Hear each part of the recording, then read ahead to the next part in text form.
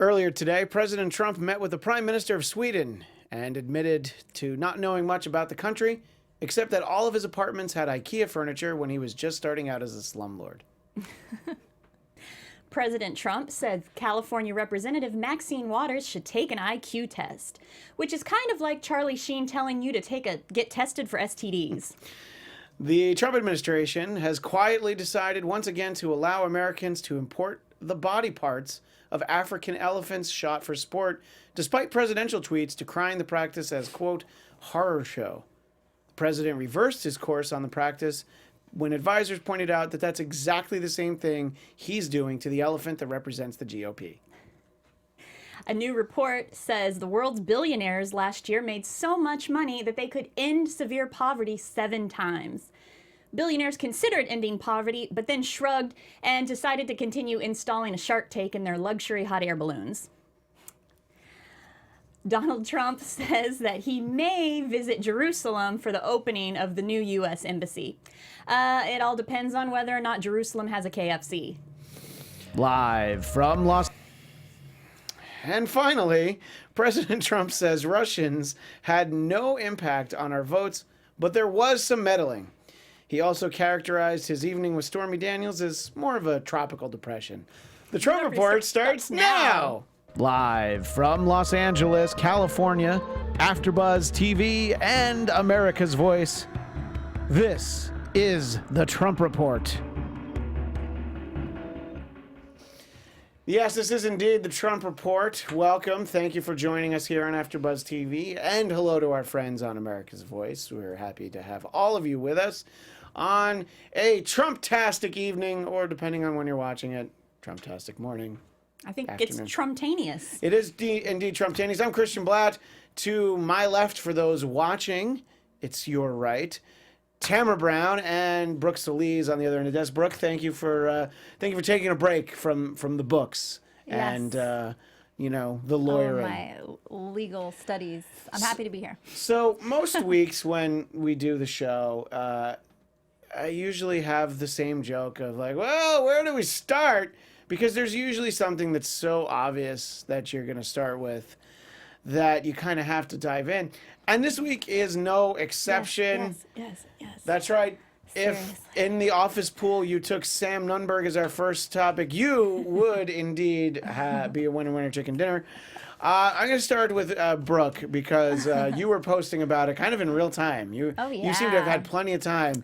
Did you watch the whole media tour? Because I heard the breakdown. I think it was from Colbert. I heard the breakdown of just how many minutes apart he went from CNN to MSNBC to back to CNN and just all the different places. First of all, it was quite a roller coaster, and I really got into the thick of it. I actually was sitting in criminal procedure class. Not that I was doing something I wasn't supposed to be doing, like on my phone. I just happened to get a little alert.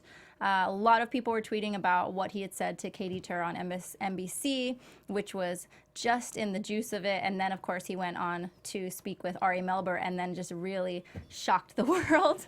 And it was a wonderful, I don't know if you guys know this, but I used to host Real Housewives after shows, and this I did ain't not got know that. nothing. This has nothing on what's going on right now with the chaos. Talk a little bit. Trump. Let's talk a little bit about some of the specific things that he said. Sure. There's some favorites that I have, which was just his defiance that he would not honor the subpoena and go ahead and arrest me. That to start is my favorite thing.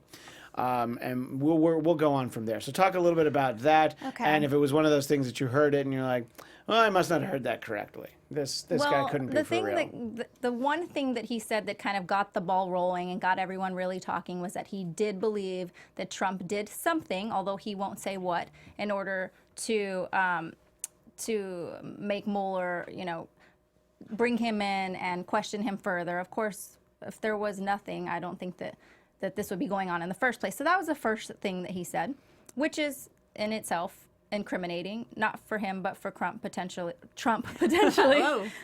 Crump. The nutty professor, meet the Crumps. And then he went on to say over and over and over again that he believes that Mueller is trying to bring a case against Roger Stone, who he says is like a father to him and his mentor. He said that so many times. And I do believe that he might have potentially been under the influence of something. Not that he was slurring his words. To the extent that Aaron Burnett actually commented that she smelled alcohol. Yeah, that hopefully nobody lit a match in the studio. That's not actually what she said, but that was the point she was making. So this guy, by the way, to that point, in our live chat on YouTube for those watching us there, R. Scott Brown says, in honor of Sam Nunberg, I just popped a Klonopin and washed it down with some Kettle One. So thank you, R. Scott Brown. I appreciate that. Yeah, obviously, maybe he didn't have his A game. Maybe he had his AA game. See, I didn't even know I was going to say that. I doubt. Yeah, he sometimes hasn't been comedy going to happens. Meetings. No. He's not going to meetings. These were his meetings basically, at some point, do the people interviewing him, Tamra, have a responsibility to just be like, we're going to take a break. Let's pull away from this madness just for a moment, and maybe not put the guy in the spot, or like let's say that this exact person in that exact condition was representing President Clinton, Bill or Hillary, in a very hypothetical world, President Obama. Do you think that they would have let them hang themselves out to dry quite so much? I mean, I don't know how, obviously if Aaron Burnett said that he smelled like alcohol, we don't know that. From listening to that interview, it doesn't necessarily sound to me like he's drunk or on something, as the reporters keep saying. He just seems to me like a Woody Allen character, just completely neurotic. He just has this voice that sounds like some New York middle school guidance counselor. That's what's making his interviews so enjoyable, is just the voice, and I'm not saying anything because I don't want to incriminate Roger Stone, and it's that's pretty good voice.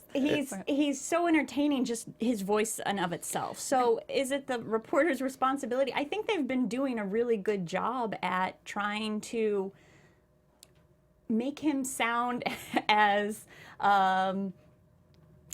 professional as you possibly can with him. It's not their job to take all the rope away from him. So if he wants to grab the rope and just keep hanging himself. By the way, the impression made me realize what we need for the world is we need Nunberg as Edith, and as Archie Bunker we need the mooch. I don't care who needs to put this on. Perhaps maybe our friends in America's Voice. I don't know. I need to watch this. I need to watch these two interact. Guys like us, we had it made. Those were the campaign days. And it's too bad we just had Celebrity Big Brother because, or I don't know if it's over or not. I can't pretend. I just know that some people have been kicked out of that house. But in any case, that's what we need. We need people. We need to see more people like this. So and I was going to say, I don't truly think that he was under the influence. I think he was under the influence of the anxiety of being subpoenaed by Mueller and having to potentially go and talk to a grand jury. Ari Melber did actually stop in the middle of the interview and say, listen, as a human to another human being, are you okay? Do you need some time? He actually said that. Do you need some time? Do you need to think this over? And he was coherent. He wasn't slurring his words. I mean, he was repeating certain things that obviously he felt very, very strongly about. But he seemed like he had the wherewithal to understand everything that was going on. I mean, he brought the subpoena with him and actually showed Ari. It was really funny. He kept showing it to him, and Ari's like, okay, well, since you're showing it. And then the camera panned in. And then he started to kind of compose himself a little more when Maya Wiley came on. And I think he started to really listen to her as a former prosecutor, federal prosecutor. And she wasn't giving advice, of course, but she was giving her experience. And he started to ask questions. He's like, whoa, because he's like, oh, I'm not going to go to jail. And we're just going to see what happens. And then later on, he's like, do you think I'm going to go to jail? And, by the end. He's an odd guy. He's just an odd guy. And that is just his personality, too, mind you. And he's always been crazy. I mean, his mentor is Roger Stone, so. By midnight, when he talked to New York Magazine, I believe, not the New Yorker. The Associated Press, I think. Okay, well, that's where the interview that I read, I think, was New York Magazine. By midnight, he said oh no, I'll talk to them.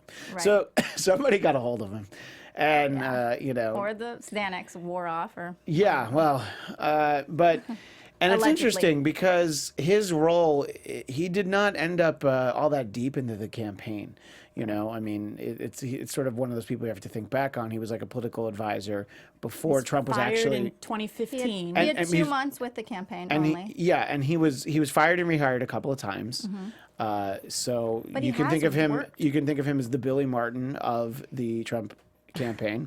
It's for our sports fans out there. Okay. Yeah, we're like, they don't get it. I didn't That's get the all right. reference. He That's- has worked with and known Trump since 2011, though. Yeah. He and Roger Stone. So 2011 to 2015 is a lot of time. No, it's a with lot of time, and oddly enough, it seems In like fact, has any of Trump's staff spent that much time with him? I don't.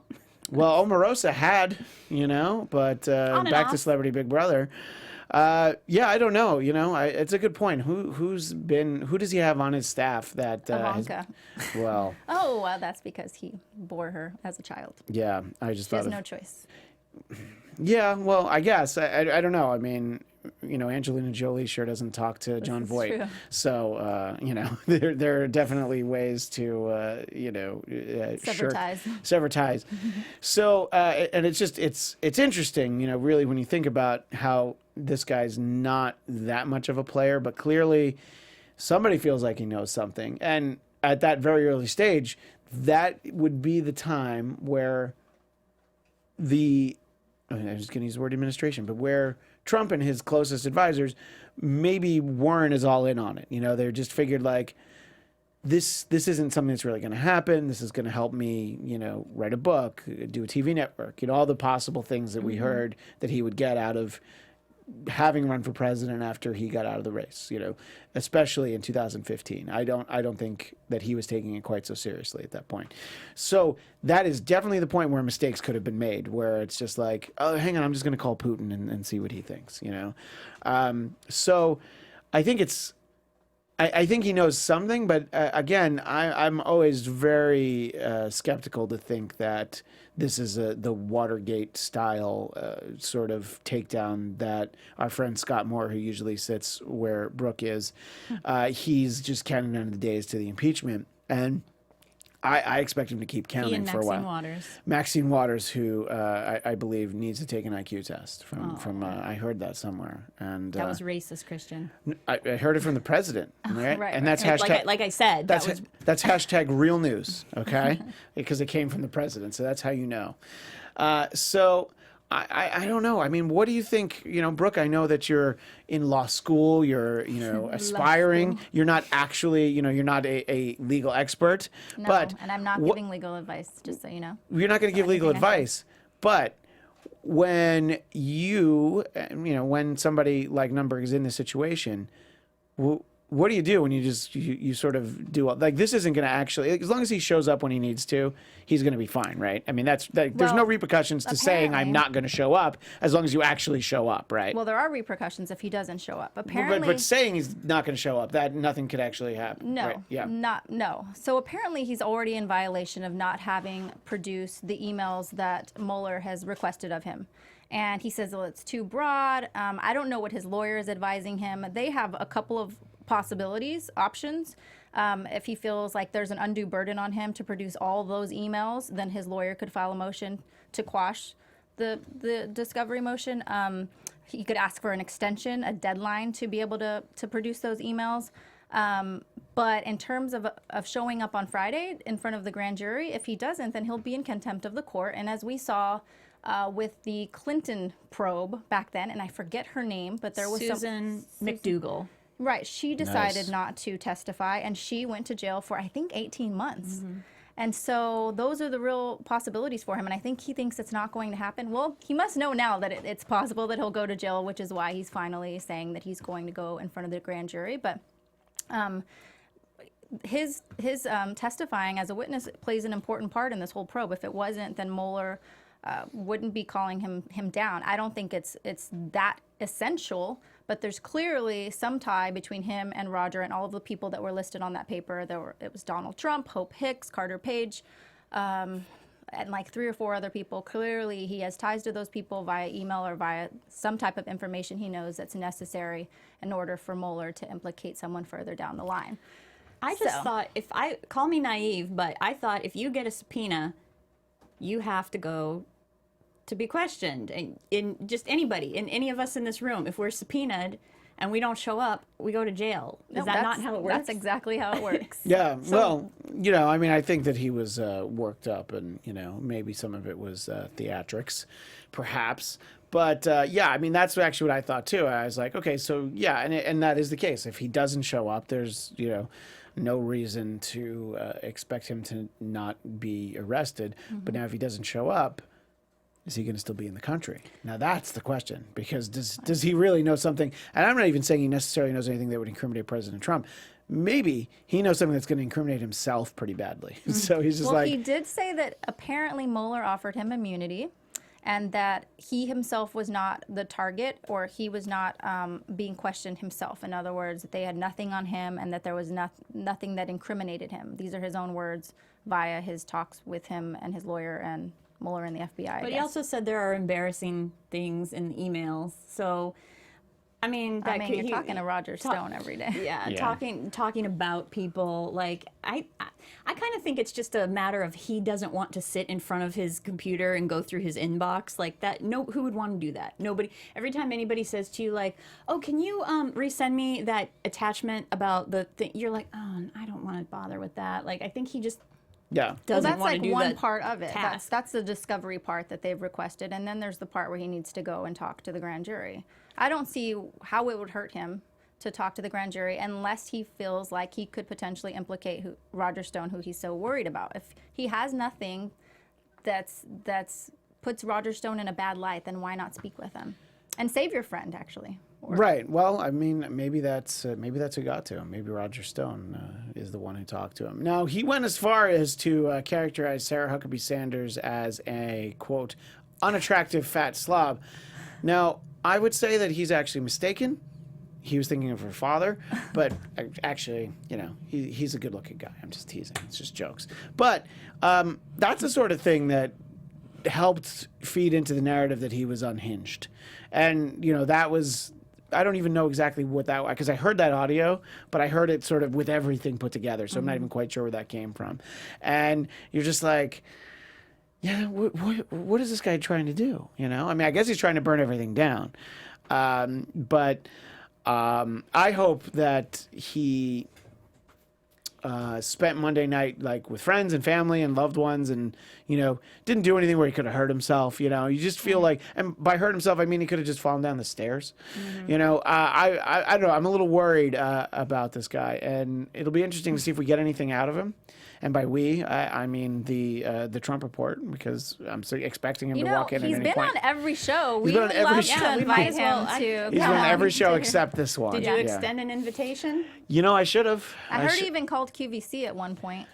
Well, there were crystals that you only had 2 minutes to get, so he didn't want to miss out. All those Angelinos were scooping him up. I love every single time some guy in the media calls a woman, has to comment on the way that she looks, because, Lord knows he's a model himself. Oh, gosh. It's always... Yeah, he was actually, that was on Ari's show also, and he was actually threatening. Oh, is that where he said it? He was threatening. Oh, okay. Well, he might have said it on other shows too. Yeah, but I think he did. Reiterated it.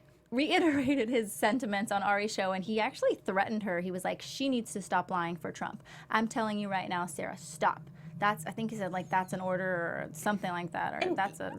One thing he also said that she's terrible at her job, which that is something that's the farthest from the truth. She is the best person. She is the best press secretary of possibly the last 10 years. She's got amazing at her job. I was going to say, like, we saw Sean Spicer, so we have a direct comparison to someone who does that job really well. 45 minutes of Scaramucci. Yeah, there was a little mooch. It's true. It was like a day of mooch. And, like, she's just unflappable. Like, everything just rolls right off her back. And she always does a great job of turning it around on the media and how everything's their fault. And it's like, well, you just won't report the truth, and she, I mean, when you think about, it's hard to even come up with a press secretary that you felt like was able to just drank volley everything back. that drank the Kool-Aid that deeply, but let us know who you're thinking of, if there's anyone in I the do chat. give props to Trump for hiring a female as his Well, our I Secretary. mean, that's obviously the smart thing to do, you know, because people will make a lot of points about, you know, like, this rich white guy. But, you know, I mean, you look at the makeup of the administration, and yeah, of course there's old white guys, but it's Washington, D.C., it's politics, of course. But there's some diversity, you know, Nikki Haley, you know, and I'm using her off the top of my head. Raj Shah. Omarosa was there, you know. Ben Carson. Ben Carson, who, by the way, decided that he didn't need the $31,000 Tupperware set. And that HUD is more difficult than brain surgery. HUD organization. I don't know. I imagine brain surgery is really hard. Let's put it this way. There's one of those things that I would try and do in my life. I would try and run housing and urban development, but I would not try brain surgery. You know, if they told me that there was a tumor and I could get it out, I'd be like, well, I had a good run. Yeah. You know, I don't want to do more harm than good. I really used to admire Ben Carson. Not that I don't anymore, but he is and was an amazing surgeon and role model for people before. Look, we haven't seen the dinner set. Rest in peace, Ben Carson. So let's reserve judgment until we can see what the dinner set looked like. Anyway, there's plenty more to talk about here on the Trump Report, but we're going to take a little break, and when we come back, we're going to talk about steel and aluminum, which is what everybody wants to talk about, right? There's so much excitement. So we'll be right back on the Trump Report.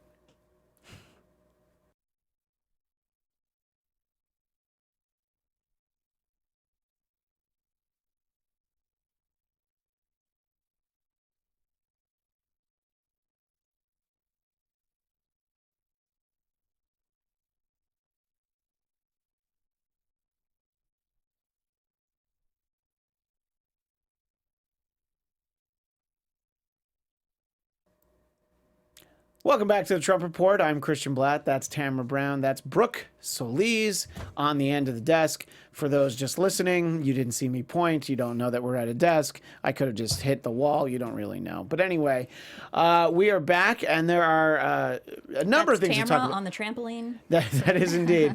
There are a number of things that we could talk about. We could have kept talking about Nunberg, but I really wanted to talk about steel and aluminum. So this idea that there would be tariffs, 25% for steel imported from other countries and 10% for aluminum, so that we could rebuild our industries. My first question is there an outcry for the steel industry to make a resurgence? Because there could be, and I could be wrong. You know, there's been some hay made in certain circles about how in the 2012 presidential debates, Mitt Romney was focused on Russia, and there were a lot of jokes about like, the 1980s want their what back? I had it in my head. I said this last week too. Want their foreign policy back. 1980s want their foreign policy back. And look who got involved in the next election, Russia. So, you know, look, there are times where things are not immediately apparent. So maybe across the heartland, there are a lot of people that are like, you know what I wish was still open? The steel mill that closed 40 years ago. If only we could work there instead of being at the Genius Bar at the Apple Store. If only we could work at the steel mill. Tamra, do you feel like it's going to make America great again to have more steel and aluminum produced here? It certainly sounds good to his base. That's, I mean, what you're saying about opening the steel mill. I mean, are coal mines as viable as they once were? Can't the coal miners move into, working for wind farms? Like these. Well, wind farms is kind of a dicey way to actually turn a profit. But I know what you're saying. Yeah, try and the steel mills, coal mines. These are all words that harken back to that good old days of single income, 2 cars, garage, just that whole image that he, uses to appeal to his base. Ultimately what putting these tariffs on imports does is just, isolates us and makes us less of a global team player, and it just makes the United States look like big babies. And well, the interesting point that you're making when it comes to steel mills, aluminum, and coal is you start to wonder, is he reaching out to his base, or is it Herbert Hoover's base? You know, is he really, is that who he's trying to get? You know, it's like, we're going to get you back to work. Yeah. And it's interesting because literally everyone is telling him not to do this. You know, we saw the National Economic Council, Gary Cohn, former president of Goldman Sachs, he resigned today after trying to keep Trump out of these things. So he's just like, clearly he's not going to listen to me. So, and there are a number of people in the GOP. I know Paul Ryan has to get very critical, which probably for Paul Ryan to be critical is it hurts him. You know, he probably threw his back out to have to criticize criticize somebody that he doesn't like. Does he have a spine to throw out? That's the question. I saw you half-assed that. I wanted to make sure that didn't get lost. A back needs a spine. I don't. Yeah, well, and look, it's. He's going to clearly throw out as much stuff as he wants. And then I guess the real question is he actually going to do this? What do you think, Brooke, when you hear something like this? Like, is this a ploy to try and just basically renegotiate NAFTA like he keeps promising he's going to do? Is this really just to scare Canada, which honestly they're getting scared? Isn't it about time that Canada got another big scare? Yeah, we are scaring our allies, that's for sure. I mean, Mexico, we don't know if they're scared or not because we have the wall between us so that we can't even see them. I don't think anything I can't see Mexico. Oh, by the way, didn't Nunberg say that he had the idea for the wall? Like, he was the one that helped push the wall as Trump's major campaign point. But isn't that like trying to point out, like, I actually wrote the original draft of Gigli. Oh, yeah. The Ben Affleck, Jennifer Lopez movie. It was actually me. Yeah. Like, I did it. My name's not on it, Yeah. but it's my movie. Anyway, so Brooke, sorry. Yes. So I think that one of the primary reasons that Cohn is gone is because I think he was trying to have a real conversation with Trump about the cost-benefit analysis of tariffs, and he couldn't get through Trump's head that a tariff is a tax. Oh my goodness, did you know that, Trump? I don't think Trump really understands the differences quite yet, and I can see this. I was going to say the right side, but even Republicans are against this. And understanding that it's ultimately the consumer that's going to pay when you put a tariff on these imports because the prices go up. And we really have to sit and compare the numbers. And I don't know if anyone on his team has said, okay, this is the benefit that we're going to see domestically with our steel and aluminum plants. This is the actual break that we're going to see economically.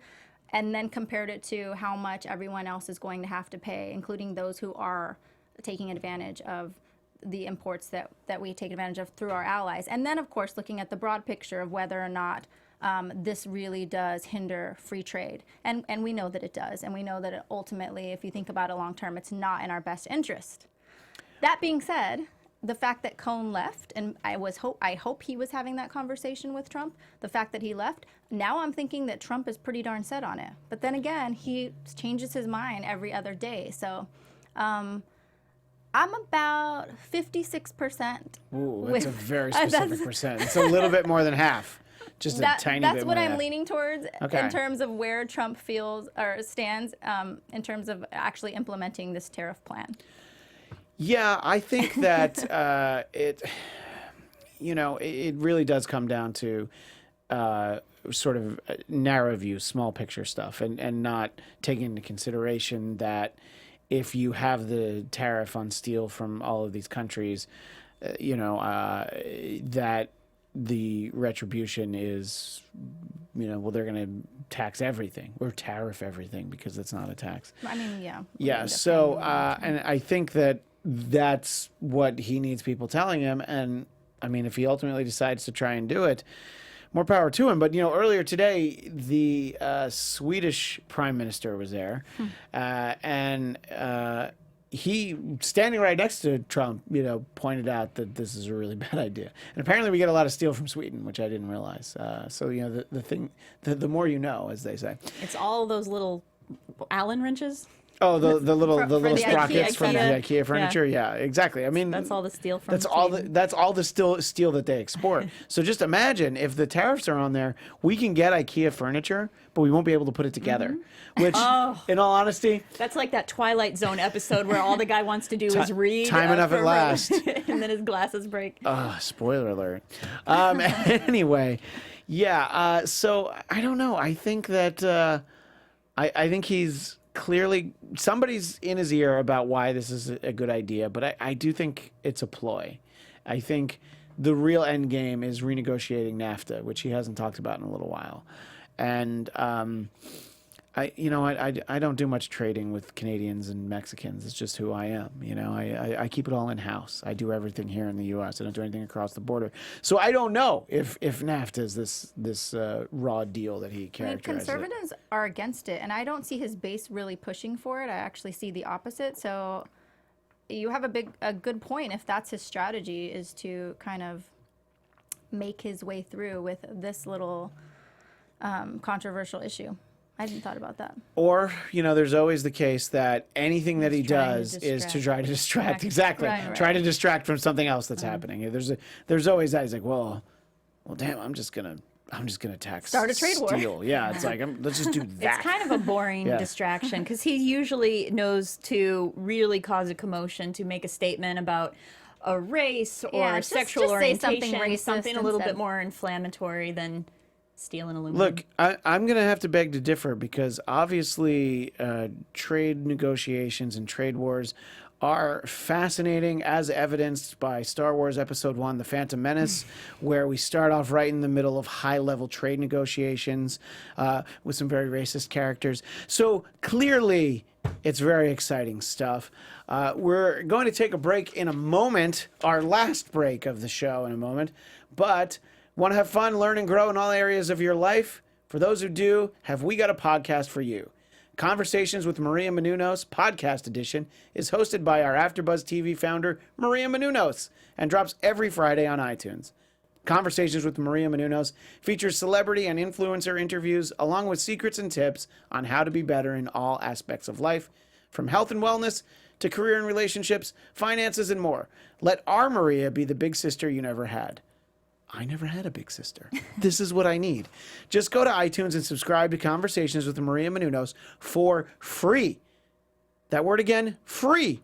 Be sure to rate and comment, and when you do, let Maria know that it was the Trump Report who got you there. Conversations with Maria Menounos, podcast edition, check it out.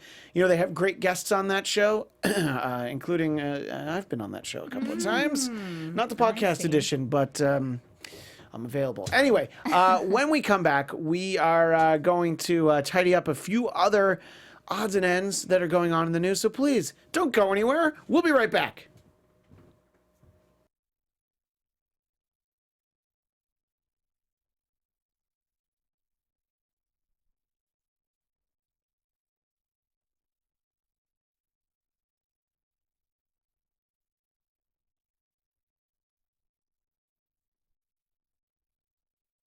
Welcome back to the Trump Report. Christian Bladt, Tamra Brown, Brooke Soliz, all here reporting on Trump, because that's what we do here on the Trump Report. I thought this was the Crump Report. I'm in the wrong place. Don't know where that came No, from. then look, I would also like to do the Clump Report, where we report on Professor Clump and his entire family. Crumping is actually a form of dance, so we could also crump. Look, I'll leave that to the ladies. That's not a sexist thing. That's just because I cannot dance. And I assume because you're ladies, you can dance. So you see, that I is actually actually, can it's dance. actually fairly I sexist. bet Actually, you a some really of the good people dancer. in our chat can dance. That's what I think.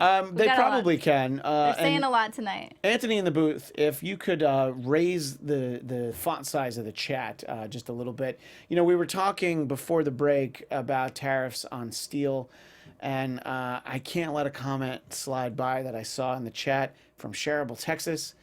He thinks that someone needs to put tariffs on Brooke for stealing my heart. Oh my goodness! Why are So- you making me blush, Shareable, Texas? Cheesy you know Shareable, I'm single Texas. and very, very easily impressed. So thank you. Well, if that made you blush. No, we're huge fans of Shareable, Texas. And, of course, everybody who joins us in the chat every week when we're doing the show live. Tuesday evenings, for those that are wondering maybe when we do the show. And Shareable Texas, actually, he tweeted that he kept missing the Trump report and he felt awful. I was so close to getting mad at him. But then he said he checked out the Blattcast. That's my own personal podcast, BLADTCAST.com. And then I was like, well, that's fine. He checked out the Blattcast. So there you go. If you miss a Trump report, you can always find it. And you can find our other places And as well. I have to give a shout out to R. Scott Brown, too, for saying Brooke woke AF. That's also making my night. Wow. I mean, you guys, like I said, I have no man at home, so I'm just going to come here and, you know, get what I need. Yeah. Because it's working. Exactly. Anyway. And we're not ignoring you guys, William Winters. We just have so much to talk about today, and we appreciate you guys. In all honesty, a lot of weeks, William Winters, we are ignoring you, but What's wrong with William? well, you'd have to be here. I haven't gotten to know William. Yeah, well, you might not, but anyway, no, I'm teasing him. Obviously. Christian is swiping right on William Winters. Oh. Wait, does that mean that I don't like him? Yes. That shows what I know. I'm not on Tinder. I don't know, but I do know that. You know about Tinder. Yes. Anyway. So, speaking of Tinder, I don't quite know. Where's this going? You're a married man, so be careful, Christian. Oh, no. Look, I'm a married man, but I somehow wanted to get the idea of Tinder to the fact that Mueller... Wait, which one is the one you like? Swipe left if you like them. Yeah. That Mueller is going to swipe left on Trump lawyer Michael Cohen. Oh, I knew you were going there. I knew it. But as soon as you told me, I already forgot which way. I'm 42 going on 78, so my apologies. But they're just looking in, and he's Trump's personal lawyer, and they want to look into his role in negotiating Trump Tower Russia or Moscow. I think that's the same thing. In any case, what do you think when you hear that? Do you think, I mean, sure, it's just rumblings, it's rumors, but a lot of times when there's smoke, there's at least smoke. It's not always when there's smoke, there's fire, but it's sometimes when there's smoke, it's like, oh yeah, you're right, there is a lot of smoke around there. When you hear that, do you feel like, all right, so at a time when Donald Trump wasn't seriously running for president, maybe there were some lines crossed or something, or what do you think the interest is there in Michael Cohen? With Michael Cohen? Yeah, I keep getting confused with Gary Cohen. Right, we know that Michael Cohen is Trump's longtime lawyer who is very entangled in all of his affairs. Very busy man. Especially in all of his affairs, no pun intended. Especially his financial affairs. And I really do think that what Mueller has on Trump more than anything is his financial entanglements with Russia. And I think that Michael Cohen, obviously as his fiduciary agent, is also involved in that. Yeah, somebody went to law school or still goes to law school. Fiduciary. That's what a lawyer is supposed to be, but that doesn't always happen. But he's supposed to be looking out for his best interest, and so he is basically handcuffed to Trump now with everything that he's done, especially his finances. And you know what they say, follow the money, and that's how you get to the answer. And I think that's how Mueller's going to get to what he needs. I really, truly believe that. I've been saying it from day one. By the way, we got the swipes wrong, just so y'all know. On Tinder. Well, Shareable Texas obviously knows. It didn't. So wait, are none of us on Tinder? And we were all talking about it. Tamra, no Tinder for you? A while ago, I forget. But you. So yeah, if you like them, you're like, anyway. And yeah, that makes more sense because if you don't like, if you want to discard a message when you're, then you when somebody calls that you don't want to talk to, if. Right, when you open the call, you swipe right. If you see that Let's Scott, spend 20 more minutes. If you see that Scott Moore is on the phone, you're like, no. So I'm like just Michael Scott. Cohen with Stormy, was like. Yeah. Well, speaking of handcuffed to Trump, sort of a late breaking story. That just makes me shudder just hearing that sentence. Well, what if it's guys are a lot of people who love Trump? Yeah, there are a lot of people who love Trump, and there are a lot of people who maybe pretend to love Trump for an hour just because they think they'll get a good story out of it. And porn actress Stormy Daniels says she's suing President Trump because the hush agreement is null and void because he didn't sign it. Why is she saying this now after she did all the interviews where she's like, well, I can't really talk about anything ever? And this was filed in Los Angeles Superior Court. And by the way, Stormy Daniels is apparently not her real name. What? No. Yeah. What? I don't You like. can't believe it, Tamra? If you can't believe in porn, what can you believe Her in real this name world? is Thunder Daniels. Thank Kylie's you. daughter's real name is Stormy. Well, there you go. Stephanie Clifford is her name. I would have changed the Clifford too. Yeah, the big red dog. So she had to go public with the story, and I don't quite know exactly why she feels like now is the time to Christian, go with the is she story. saying that she never signed the? Well, apparently she signed it, but she says that he didn't never sign signed it. it. But so doesn't that but mean? yet she followed through with it, despite knowing that he didn't sign it. Yeah, and I guess that Because I had originally heard that they had both signed it, but because he had spoken about it or someone else had spoken about it, that had broken the agreement. I mean, that's usually how these things happen, you know, in important legal matters like Huey Lewis suing Ray Parker Jr. for stealing I Want a New Drug for Ghostbusters. Well, one of them talked about it, and then all of a sudden the whole thing blew up. So that's the level of legal expertise I have. If I saw it on Behind the Music on VH1. Fiduciary. Fiduciary, yeah, I Need a New Fiduciary Drug by Huey Lewis and the News. So I'm not quite sure what we're getting out of this. I mean, more time for Stephanie Clifford. You know, that's her real name. We should use it. I mean, if her name's not Stormy Daniels, don't do this to me again, all right? Don't make me think that your name is Miss Stormy Clifford. Daniels. Yeah, Miss Clifford, if you're nasty. nasty. Oh, look at us. Anyway. And I'm a millennial. If only you guys were close enough to high five. Yeah, thanks, Tamra. Hey, can you pass this high five along? No, don't do it. Sorry. I'll take it through the air. All right. Anyway, which sounded great on iTunes. Anyway, Tamara, your thoughts on all of this? So, porn star sues a president. My first thought is I'm just surprised that this didn't happen in the '90s. A porn star suing the president. But your thoughts as you hear this I'm just getting late breaking news? I'm so tired of this teasing of, you know, things. Getting closer with the Mueller investigation, getting closer to will Stormy Daniels actually give us something, I don't know, that's actually going to incriminate anything. It's just like I kind of just want everybody to close the doors and until they actually have something, some breaking news that will actually mean something. I mean, did she produce the contract when she filed her Not pleading? from what I saw, but again, Because how do you prove that the contract wasn't signed unless you have a contract that's not signed? That's not signed, and you know. I mean, you can say what you want to say. But couldn't he like sign it today and just be like, "Well, look, it's signed." I mean, or you need a notary, I suppose. That's how that works, huh? You do need a, yeah, All right. generally. Sorry, I was trying to help you, Mr. President. I was this close. We would have gotten away with it if it wasn't for those meddling kids. Plus, how old is this contract as well? It's 2011, I believe. Ultimately, okay, let's just say that she's able to talk about it and tell the whole story. Okay, so it's going to be probably embarrassing stories about stuff that he's into. Is anybody's world going to be rocked by the No. fact that His a rich guy does not care. that a rich guy cheated on his wife, his third wife? You know, I mean, the track record indicates that this is a gentleman who may be inclined to step out on his wife once in a while. We've already heard the golden showers Russian prostitutes thing. Like what? Okay, now if we get that, that's a different story because that's crazy.